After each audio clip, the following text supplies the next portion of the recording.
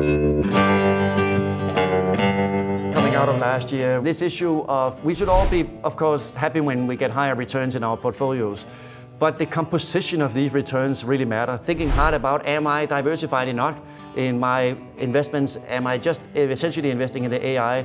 Am I enough in credit, in alternatives, in other asset classes that can try to spread out my risk? Now is probably the time to begin to think about, do I want to be exposed to the same type of risk given what the rally was and how strong the gains were in a very, very small group of stocks? The S&P 493 were essentially flat last year. That tells you that there's a lot more homework now to be done in thinking about what are the other opportunities. How can I make sure that I'm not only exposed to those 7 stocks that have driven returns so much?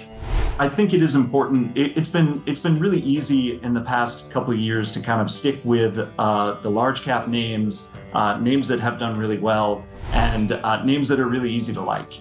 I think it's going to be increasingly important to kind of seek out those undiscovered names and really do the hard work on names that have been disproportionately impacted over the last year. So I think New Year's resolution is going to be, do the work on those undiscovered companies and come up with some really unique ideas.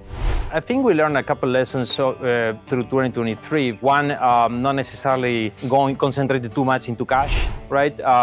And the 60-40 is basically alive and well, and it has done incredibly well in 2023, up almost more than 15%. So actually, for long-term investors, that probably is a good strategy to go back to. So think about diversification, think about balance, especially for investors that may have more of a long-term goal, but they're not looking to outperform a benchmark on an annual basis.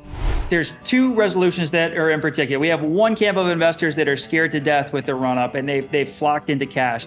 My advice there would be stay the course, be risk aware, not risk off. And then you have the other stocks only go up crowd, which are expecting the Mag 7 to produce the massive returns that they did last year. Tamper down those expectations, consider the starting point. All in all, stay on course, stay risk aware. For investors, I think it's a great time right now to do a little bit of a gut check. We just saw incredible returns. You're seeing a lot of momentum around, allocating to riskier parts of the market. We just saw one of the biggest moves in areas like unprofitable companies and small cap stocks. It's really easy to kind of get caught up in the excitement of reaching for risk here. And it's not that we don't want to participate. We do. We just want to be really mindful of mitigating risk by looking to higher quality and more defensive areas of the market this year.